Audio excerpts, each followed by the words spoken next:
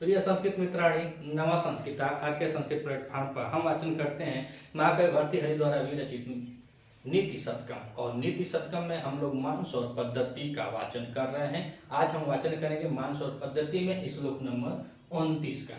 इसमें सब मान स्वर है और सब स्वाभिमानियों के लिए बतलाया गया है। तो आज इस श्लोक में अब कवि जी बता रहे हैं कि कैसे लोग हैं। एक एग्जाम्पल दिए हैं, यह अंततः बहुत ही पौराणिक कथाओं से जोड़ा हुआ यह श्लोक है। तो बता रहे हैं कि वह मान शौर्य नहीं था, उसके अंदर शौर्य नहीं था, उसको ऐसा नहीं करना चाहिए। तो आज हम उसी का वाचन करते हैं। यह शिखाड़ी छंद है और शिखाड़ी छंद में यह जो श्लोक है निबद्ध है। और इसमें शिखाड़ी छंद का लक्षण होता है क्या? रसै रुद्रै छिन्ना यमन सबलाग शिखरेणी वरम पच्छ छेद समद मघवन मुक्त कुलीसा प्रहारैरुदगच्छद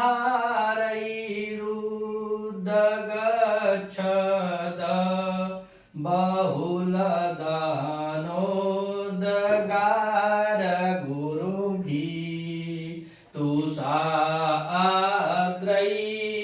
सुनोरः पितरि क्लेश विवसे न चासो संपात पयसि पयसामपत्युरुचित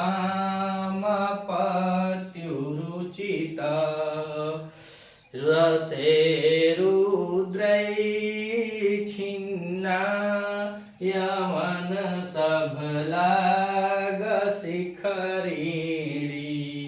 तो बता रहे हैं इस श्लोक में कि वरम पच्छ छेद, वरम पच्छ छेद श्रेष्ठ होता कि उसका भी पक्ष मतलब पंख छेद मने कट गया होता, यह श्रेष्ठ कार्य होता। काहे श्रेष्ठ था? तो बता रहे कि उसका भी पक्ष कट गया होता। और आगे कह रहे हैं समद मघवन मुक्त कुलीस, अर्थात भगवान मघवन मने किसका है? तो भगवान इंद्र को बता रहे हैं। मघवन मने इंद्र को। तो कह रहे हैं कि भगवान इंद्र के मुक्त मने छोड़ेगा, कुलिस मने प्रहार, जो उनका वज्र था, पुलिस माने वज्र, पुलिस माने वज्र। तो कह रहे हैं कि जो वज्र था उनका, तो उस वज्र से भगवान इंद्र के द्वारा मुक्त पुलिस मतलब वज्र जो था वो कैसा था? तो कह रहे उस वज्र का प्रहार का था। तो कह रहे प्रहारे उदगच्छद बहुलद उद्गार गुर्वी, अर्थात वह ऐसा वज्र था जिससे चारों तरफ अग्नियों की चिंगारियां छिटक रही थी। अब ये काहे कह रहे हैं कि श्रेष्ठ होता तो उसका पंख अगर कट गया होता तो श्रेष्ठ होता। और जब भगवान इंद्र के द्वारा उनके वज्र से प्रहार किया गया था, तो जब वह प्रहार किया गया था उस प्रहार में क्या था? तो बता रहे हैं कि गच्छद बहुलक उद्गार गुरुभी, अर्थात उसमें अग्नि के ज्यादा तीव्र गति से जो चिंगारियां छिटकती थी, उस चिंगारियों के छिटकने के कारण बहुत ही भयानक था। और उसका प्रयोग कहाँ हुआ? तो यह एक कथा है जो पौराणिक कथाओं में बताया जाता है कि पहले क्या होता था कि पंख होते थे किसके? पर्वतों के। तो जो पर्वतों के पंख हुआ करते थे तो पर्वत यहाँ से वहां अपनी इच्छा अनुसार विचरण किया करते थे। और जहां जाते थे वहां जाकर जब बैठ जाते थे तो वहां की जनता धराशायी हो जाती थी, वहां के लोग मरमुरा जाते थे। मान लीजिए जैसे अगर आज के जमाने में अगर देखा जाए, अगर किसी पर्वत का पंख होता और यही दोहरी घाट के नदी के किनारे स्नान लगता और स्नान करने अगर आ जाता तो पर्वत कपड़ा उपड़ा निकाल के कहां बैठता? अब का साइड में कहीं किनारे पर ही बैठता। और जैसे वह बढ़ता वैसे ही पूरा दोहरी घाटे नष्ट हो जाता, मतलब यहाँ के लोग ही खत्म हो जाते, जन जंतु जो भी थे वह सब नाश हो जाता था। तो इसकी शिकायत कई बार की गई भगवान इंद्र से। और भगवान इंद्र ने कई बार अल्टीमेटम भी दिया था कि तुम लोग कहीं जाओ मत, हिलो मत, डुलो मत, बहुत नुकसान हो रहा है। लेकिन पर्वत नहीं माना। और जब पर्वत नहीं माना तो यह कहानी उस समय की है कि भगवान बड़े नाराज होकर इंद्र भगवान ने अपने वज्र को छोड़ा और वज्र के प्रहार से उनके पंखों को काटा गया। जो पर्वत होते थे उनके पंखों को काटा गया। तो यह श्लोक वहीं से जोड़ा गया है, क्योंकि मानसरोवर पद्धति है। इस पद्धति में ये श्लोक जोड़ करके कवि जी बहुत अच्छे भाव में यह बता रहे हैं कि अच्छा होता कि उसका भी पंख कट गया होता। और किसके बारे में बता रहे हैं, तो यह बतला रहे हैं कि हिमालय का पुत्र मैनाक, जब हिमालय के पंख जब कट रहे थे, पदछेद हो रहे थे, उस समय मैनाक भाग करके अपने बहनोई के घर चला गया था। अपने बहनोई के घर चला गया था और वहां जाके शरण मांगा। अर्थात कहने का मतलब यह है कि जो समुद्र है वह समुद्र भी हिमालय पर्वत का बड़ा आसान है। हिमालय पर्वत से निकलने वाली सभी नदियां, जैसे गंगा है, जमुना है, मंदाकिनी है, अलकनंदा है, इत्यादि बहुत नदियां हैं, और सभी नदियां जाकर कहाँ रहती हैं, समुद्र में रहती हैं। तो जब लड़कियां जब जाकर के इस भाव से अगर हिमालय की पुत्री माना जाए सभी नदियों को, तो वह क्या हुआ, समुद्र दामाद हुआ। और जब दामाद हुआ तब वह मैनाक का क्या हुआ, बहनोई हुआ, चाहे जीजा हुआ। तो जब हिमालय पर्वत का पक्ष काटा गया होगा, तो उस समय मैनाक भागकर कहाँ गया था, समुद्र में। और जाकर पूछा कि देखो हमारे पिता की पदछेद हो रहा है, पंखों को काटा जा रहा है, मुझको कहीं छुपा लो। अब हुआ ऐसा कि अब समुद्र बेचारा करे तो क्या करे, ससुर विपत्ति में है, साला सारे दुआरे खड़ा है, तो बोले करे साले तुम जा, क्या कहेंगे, अब कहेंगे जा साले तुम्हारी बहन है नीचे, वहीं पर लोग चले जाओ। तो वह नीचे चला जाता है। और आज भी यह बतलाया जाता है कि समुद्र में वह पर्वत आज भी है। लेकिन वहां जाने के बाद भर्तृहरि जी को बड़ा नागवार लगा। अच्छा होता, उसी बात को कहेंगे, वरम पच्छेद, श्रेष्ठ कार्य होता कि उसका भी पंख कट गया होता। कहा है कि जब उसके पिता के ऊपर क्लेश पड़ा, विपत्ति पड़ी, उस विपत्ति में वह निकल कर भाग लिया और जाकर के वह समुद्र में शरण लिया। और समुद्र में जब शरण लिया तो वह अपना आपा खो बैठा। अगर वो पांख को उसकी कट भी जाती तो आज कहीं ना कहीं होता, तो उसका भी होता कि मैनाक पर्वत है, हिमालय का पुत्र है। लेकिन मैनाक शरण तो लिया, लेकिन जब वो समुद्र में चला गया, समुद्र अत्यंत अथाह है, तो समुद्र में अब इंद्र के बस की बात नहीं थी कि वह जाकर उसको ढूंढे और उनके पंखों को काटे। वो अभी असमर्थ हो गया, उनका वज्र भी असमर्थ हो गया समुद्र में जाने के लिए। तो वह चारों ओर से वो समुद्र में ही ढक गया और समुद्र में खत्म हो गया, उसका अस्तित्व ही खत्म हो गया। अब जितना है वह सब समुद्र है, और समुद्र में जो चला जाएगा वो समुद्र का ही हो जाएगा, चाहे पत्थर हो, पहाड़ हो, पर्वत हो, और अनेकों जीव जंतु। समुद्र में इतना बड़ा, जैसे हमारे यहाँ पृथ्वी पर स्तर पर इतना लोग हैं, इतना संसार बसा हुआ है, उस तरह वह जलाशय में भी, वह जल संचय में भी, वह जलीय जंतुओं का एक संसार है। तो उसमें सब संसार बस समुद्र के नाम से ही जाना जाता है। तो यही बात कहानी इसमें बता रहे हैं, तो उसको उस समय नहीं जाना चाहिए। तो कह रहे हैं कि वरम पच्छेद, उसका भी अगर पक्ष या कट गया होता पंख तो अच्छा था। कह रहे क्या है कि समद मघवन मुक्त पुलिस, भगवान इंद्र के द्वारा छोड़े गए वज्र के प्रहार से जो उद्गार हो रहा था, उसमें से निकल रही थी अग्नि की चिंगारियां, वो बहुत भयानक थी। और भयानक हो जाने के कारण बहुत लोग मर मरा गए। इसीलिए कह रहे हैं कि वरम पक्ष, वो भी मर गया होता। कौन, मैनाक। और मैनाक किसका पुत्र था, हिमालय का। अगर सब लोगों का पंख कट रहा है तो वो भी मर गया होता, उसका भी पंख कट गया होता, तो वह श्रेष्ठ काम होता। लेकिन हुआ क्या, तो कह रहे हैं तुषा आद्रई सुनो आह पितरी कलेश विवसे। तो कह रहे तुषा आद्रे कहा जाता है हिमालय को, कह रहे हैं हिमालय को। और सुनो माने होता है पुत्र।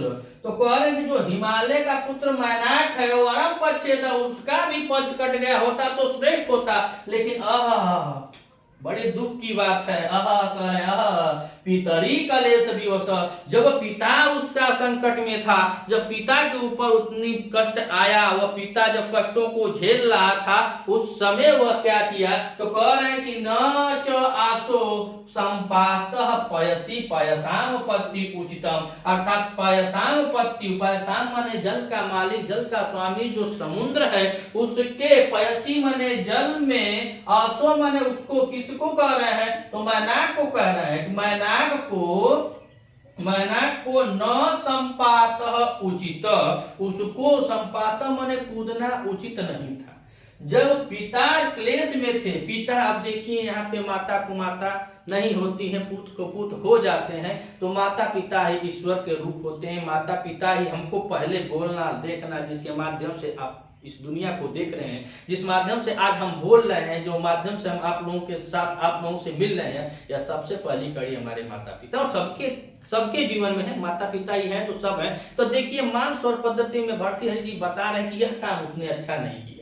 जब पिता का पंख कट रहा था, पिता पर वज्र गिर रहा था, पिता का मतलब विपत्ति छाई थी, उस समय मैनाक को अपने जीजा के पास नहीं जाना चाहिए, नहीं मैनाक को उस जलधर के पास नहीं जाना चाहिए कि हाँ मुझको बचा लो, मेरा बच जाए। अगर बच भी गया तो ससुरा क्या हुआ, बच भी गया तो क्या हुआ, सब जमीरें तो खत्म हो गया। शेर के कोखी सियार जन्म पैदा ले लिया, सियार जन्म गया और गया अपने जीजा के कोरा में लुका गया, तो क्या हुआ, उसका अस्तित्व तो ही खत्म हो गया। और एक प्रसंग मिलता है वाल्मीकि रामायण में, बताया जाता है कि जब भगवान हनुमान जी माता सीता जी के खोज में निकले थे, तो जब उधर से आ रहे थे उस समय मैनाक निकला।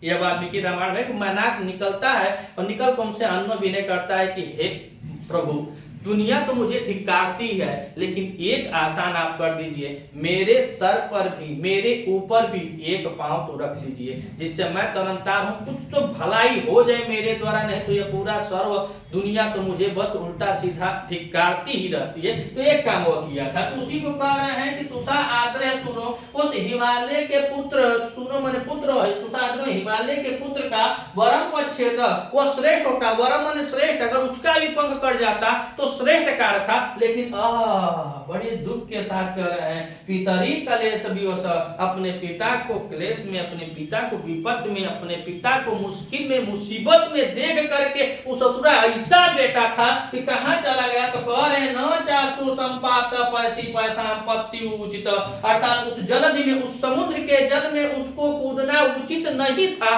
भले ही उसका पंख कट गया होता, भले वो बाप के साथ मर गया होता। तो देखिए पितरी में सप्तमी लगा हुआ है, जो आधार है सप्तमी लगा हुआ, पितरी में सप्तमी लगा हुआ है। और प्रहार की बात करें तो प्र उपसर्ग पूर्वक ह धातु है, और प्र उपसर्ग में ह धातु है और घई प्रत्यय लगा हुआ है, तो बना है प्रहार।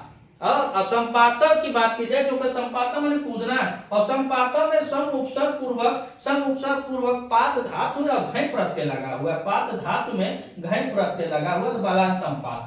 तो आइए एक बार और देखते हैं, वरम पच्छेद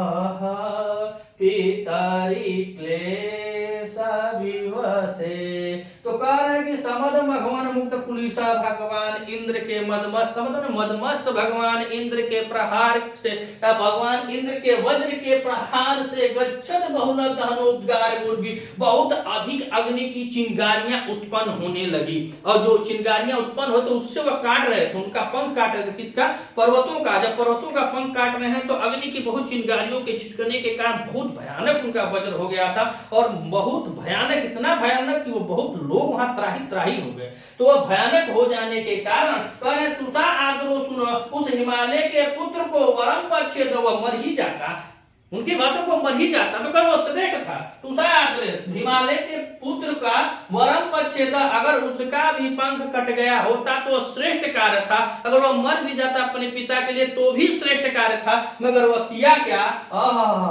मान सौर पद्धति में बता रहे हैं कि बड़ी तकलीफ की बात है, क्या पितरी कलेश विवश, अपने पिता के ऊपर अगर दुख पड़ गया, अपने पिता के ऊपर संकट पड़ गया, अपने पिता के ऊपर विपत्ति आ गई, तो आप अपने पिता को छोड़कर चले जाएंगे, ऐसा शोभा नहीं देता है। अगर कोई आपके पिता से झगड़ा कर ले, आपके पिता को कोई मार रहा है, चाहे सामान्यतः गाली गलौज हो गया, झगड़ा झंटा हो गया, मार पिटैया हो गया, भले ससुरा हम नहीं मार पाएंगे लेकिन दो चार हाथ तो खाएंगे ना।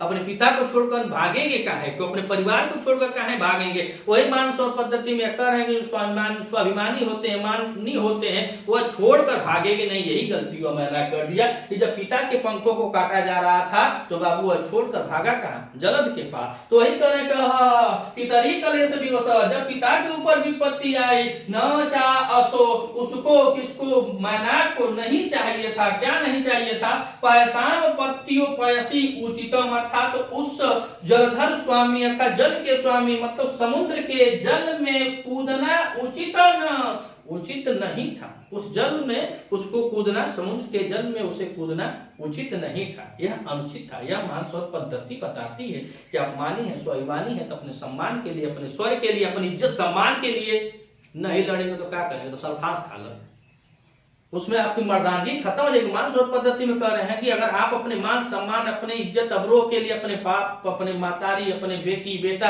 अपनी पत्नी के लिए आप नहीं लड़ेंगे, नहीं टिक सकते, उनसे अपनी जिम्मेदारियों से अगर भाग जा रहे हैं तो मर जाना ही अच्छा, इसीलिए कर वो मर ही गया होता तो अच्छा होता।